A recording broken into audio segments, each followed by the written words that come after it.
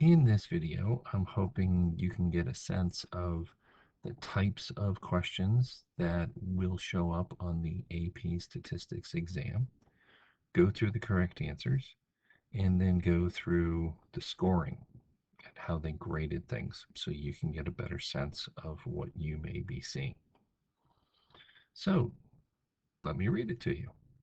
A humane society wants to estimate with 95% confidence the proportion of households in its county that owns at least one dog. Part A, interpret the 95% confidence level in this context. The Humane Society selected a random sample of households in its county and used the sample to estimate the proportion of all households that own at least one dog. The conditions for calculating a 95% confidence interval for the proportion of households in its county that own at least one dog were checked and verified, and the resulting confidence interval was 0.417 plus or minus 0.119. Part B, a National Pet Products Association claimed that 39% of all American households owned at least one dog. Does the Humane Society's interval estimate provide evidence that the proportion of dog owners in its county is different from the claimed national proportion? Explain. Part C, how many households were selected in the Humane Society's sample? Show how you obtained your answer. At this point, if you would like to give it a shot, put the video on pause and see what your answers would be.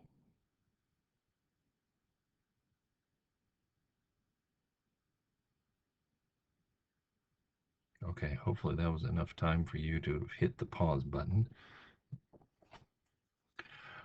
All right, so for part A here, interpret the 95% confidence level in this context. Have I mentioned to you guys before about needing to do writing? All right, so first of all here, let me clarify this. Primary goals of this question were to, one, assess the student's ability to interpret the meaning of a confidence level. In part B, use the confidence interval to test the plausibility of a claim. And three, do the sample size calculation. So again, part A, 95% confidence level means that if one were repeatedly to take random samples of the same size from the same population and construct a 95% confidence interval from each sample, then in the long run, 95% of those intervals would succeed in capturing the actual value of the population proportion of households in the county that own at least one dog. Goodness gracious, that's one sentence. Please note, I think this is an extreme detail example here. I'm not sure you would have to have that exact verbiage. Okay, but as far as the scoring is concerned, I'm sorry, maybe I should have mentioned this before. Your answers are going to be put into one of three categories: that they are essentially correct, partially correct, or, well, I'm sorry, it's just incorrect.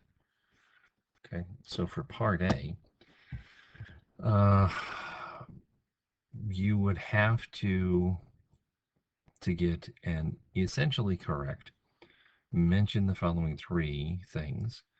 You either mention repeated sampling in the long run or using this method, okay, implying that we're going to do it over and over. This isn't just doing one more and having it match up.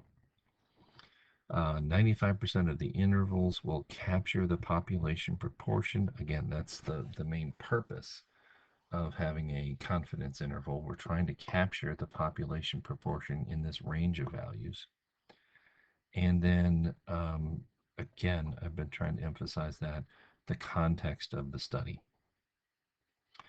Um, and then based on the probability, you would have to have written out that there's a 90.95 probability that a random sample selected in the future, notice how they italicized that, will produce an interval that captures the actual value of the population proportions of households in the county that have at least one dog. And I think in this case, yeah, that's a long phrase.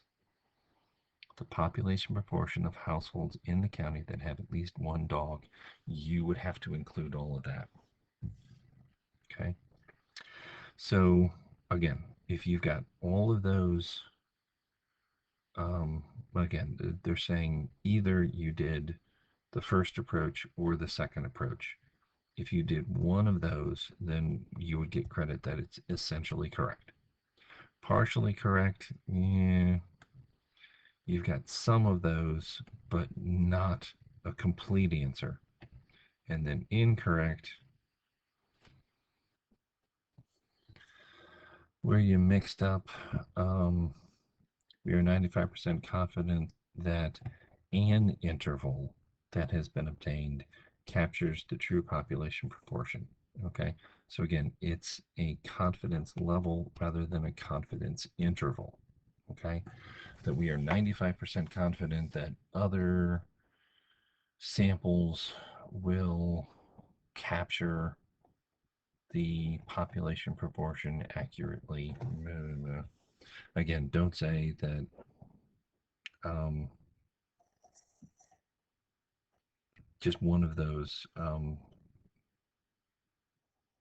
key components there. Okay, then for part B, National Pet Products Association says 39% of all households have at least one dog. Now, using that confidence interval, again, I'm trying to emphasize this. This is a perfect example here of don't skim, read accurately, read every word, read carefully. Does the Humane Society's interval estimate provide evidence that the proportion of dog owners in this county is different from the claimed national proportion? Okay, and again, trying to emphasize the idea here. I'm sorry. Answer the question. No, it does not provide evidence that it's different. Okay, so our 95% confidence interval, okay, crunch the numbers there.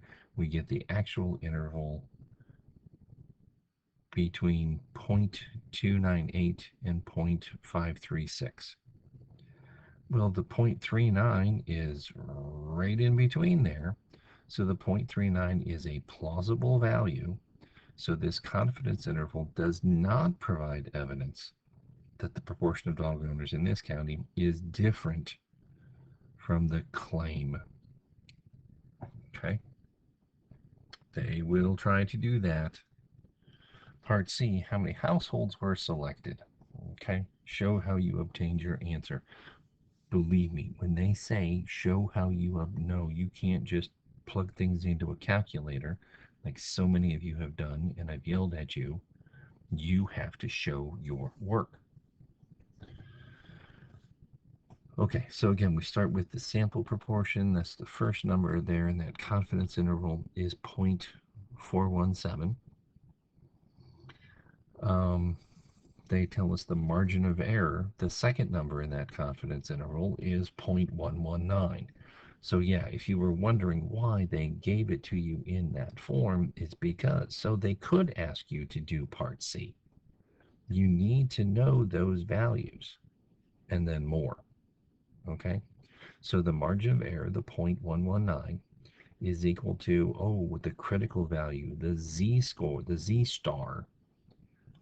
Again, if you didn't remember that off the top of your head, that's okay. You could have referred to the bottom of table B, which again will be given to you. So that z star value there is 1.96. And then we multiply by the square root. Again, the sample proportion, 0.417. Its complement, subtract 1 minus 0.417. divided by n. Now we've got to solve that for n. And again, we've done a couple of examples like this. So from here, once you know that margin of error formula, or if you've got to go back and look that up on the first part of the formulas there, not the tables in the second part, but the first part will give you actual formulas. I think margin of error is one of those that they will give you. Once you put in all of the values that you know, you're down to just one variable, n. From there, it's algebra to solve that properly. So that turns out to be 65.95. So in this case, 65 isn't enough. Your sample size must have selected 66 households. Okay, so that's the answer.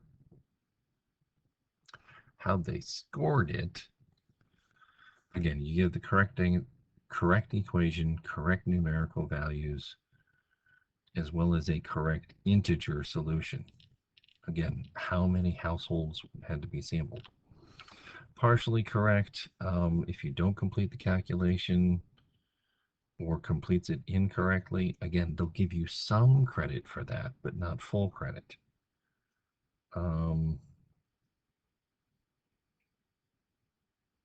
Yeah, not sure where the 0.39 would come from.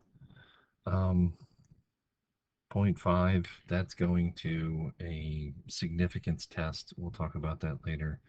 Uses an incorrect but plausible z-star value. You're only going to get partial credit if you give that as something that's not an integer. Now, whatever other incorrect is otherwise. Now, note, they got a couple of notes here. It is acceptable. They would have given you full credit if you just used a z-star value of 2 instead of 1.96.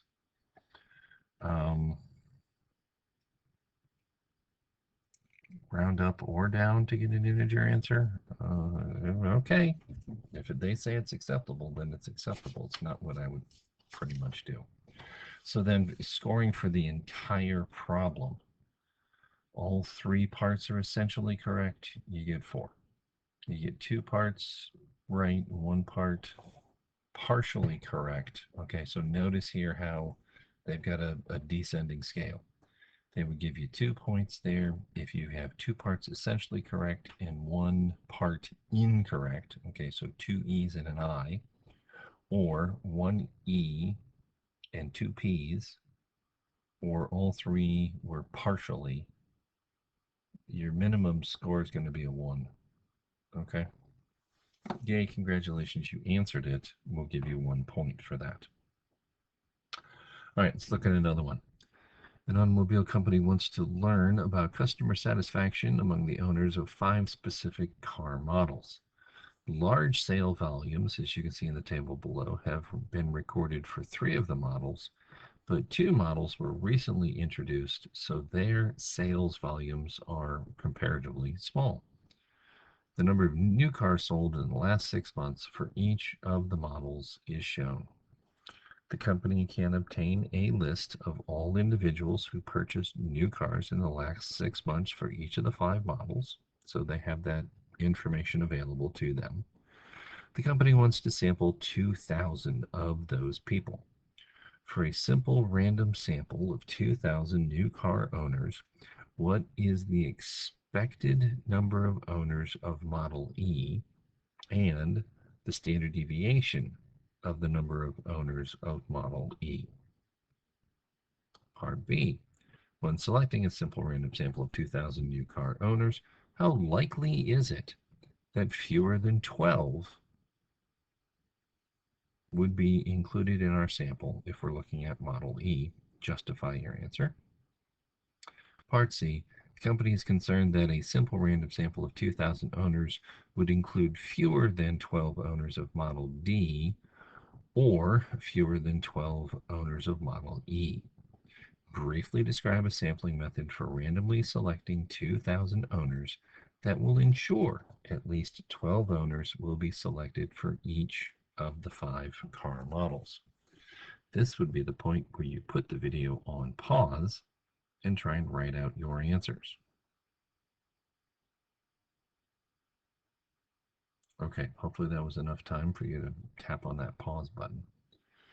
All right, so for part A, simple random samples of 2,000 new car owners, the expected number of owners of Model E. That's another way, slightly different way of saying the expected outcome. So, well, I'm sorry, the intent of the question. Uh, Calculate expected value with standard deviation. Recognize the applicability for part B of a binomial distribution. Perform a relevant binomial probability calculation. Or if your instinct there was to say that it's an approximately normal distribution, perform that relevant calculation. And then for part C, suggest an appropriate sampling method to achieve a given goal. Okay, so answers here, they're very, very long-winded in part A. The population size, if you went back to the chart there, again, the total was almost 300,000 cars sold compared to a sample size of only 2,000. Yeah, um, the population size is much bigger than the usual 10 or 20 times larger than the sample size. Because it's sufficiently large compared to the population, we can use the binomial probability distribution. Although, yeah, technically it is sampling without replacement, the population size is sufficiently large compared to the sample size. All right, so N is 2,000, the proportion of new car buyers who bought Model E. You'd have to go through, that's not too tough with the calculations there, of 0.0078. So then the expected value here is just N times P. So N is 2,000, P is 0.0078. That'll give us 15.62. Now, leave it like that for the next couple of parts here, okay? I think you could probably round that up and say 16 as part of your interpretation. Variance, remember, they asked for both the expected outcome and standard deviation. So we had a simple formula there for variance. N times P times Q, I think is what the authors of your book usually refer to that. Again, the complementary probability there, the 0.9922. Um, so multiply all those together, and again, that's the formula for variance. Once we have the variance, then we can take the square root of that to find standard deviation. Okay. So again, let's go through, I should have rearranged these, sorry. Let's go through the scoring of that. It is essentially correct if you calculated the expected number of owners, showing the proper method, showing a proper method. You can't just write out, boom, here's my answer. I plugged it into the calculator, Mr. Mark. Standard deviation indicates the recognition of, again, using a binomial distribution. It's partially correct if you only have one of those, or it has the right formulas, but you didn't get the correct numerical values, or you didn't do it very well at all. Okay. Now, the other part here,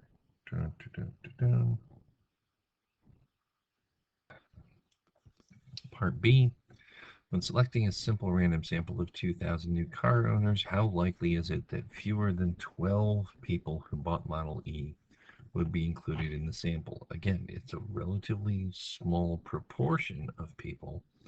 How likely is it that your sample of 2,000 people, you're going to have fewer than 12 owners? Now, this goes back to part of what they described there as far as the intent of the question is concerned. If you thought of this as a binomial distribution, either out of these 2,000 people that we know bought one of these cars, either they bought Model E or they didn't. That's the thinking behind using a binomial distribution here.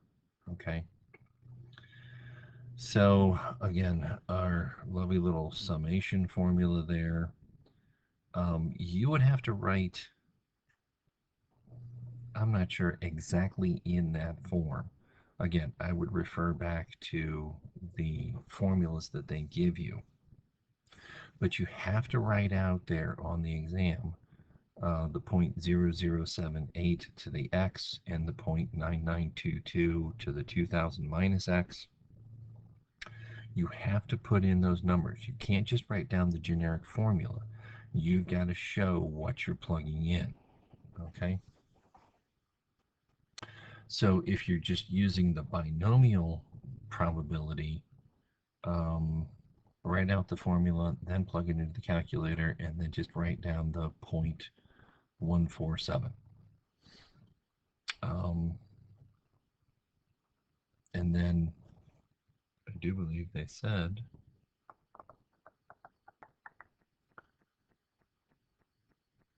how likely is it that you're going to get fewer than 12?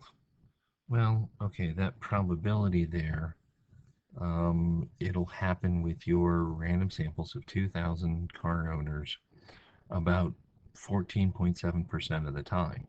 Okay, it's small enough that it's not likely, but it's not so small to say it's very unlikely. Okay. Now, if you didn't think of that as a binomial, either they bought Model E or they didn't, you could make an argument that this has a approximately normal distribution. And again, I don't think I can overemphasize using that.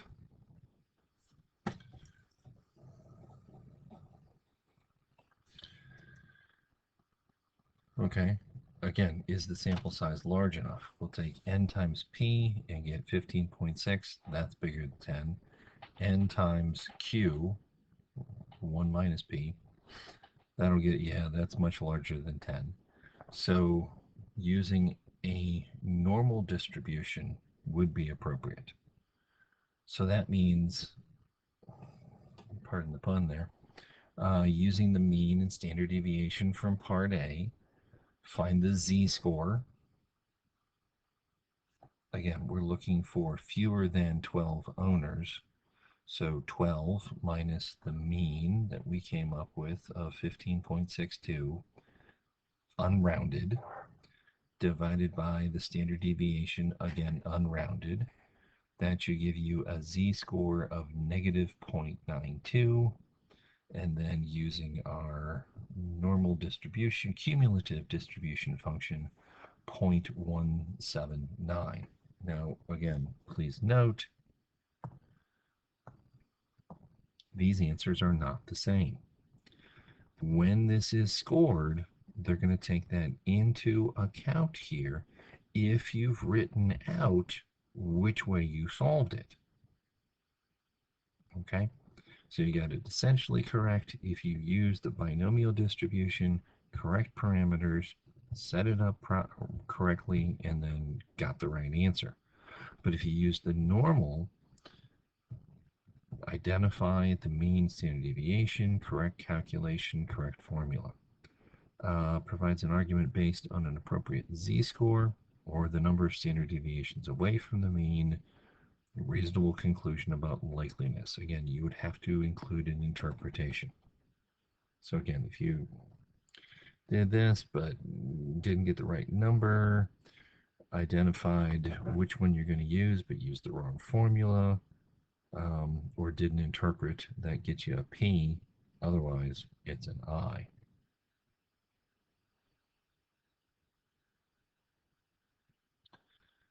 Sorry, back here. Then for part C, the company is concerned about not getting enough people.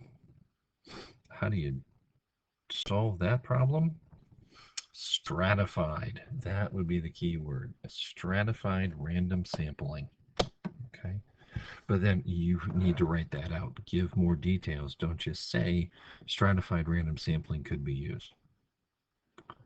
Okay, so to get at least 12 owners from the population of owners of each model, that means at least 12 are included, but still coming up with a total sample size of 2,000. Okay, so if you go back and find out the proportions for each of those models based on the chart and multiply each of those proportions there by 2,000, you can make a suggestion here. Okay, from model A, we're going to do a simple random sample of all of those people and pick 755. From model B, we're going to pick 647 from those people. And again, doing in the different strata. Okay, 22 from model D and 16 from model E. So that, yes, you would get at least 12 who bought each type of car. Okay. So their commentary here.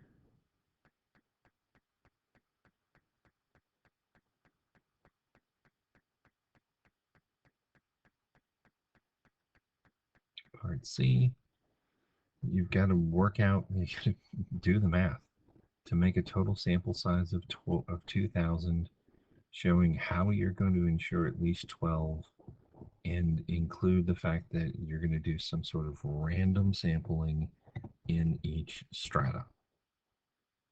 Um, you're only going to get a P if it gives a weak description or no description of how to implement the procedure, or pick something that includes only 2 or 3 of the things listed above. And then I is, what are you thinking? Okay, so hopefully that gives you a little taste, a little insight into problems that have been given in the past, gives you a chance to practice a little bit so that you can figure out, okay, if those were on mine, how would I do? And then some insight there on how it's going to be scored. Look for the next one.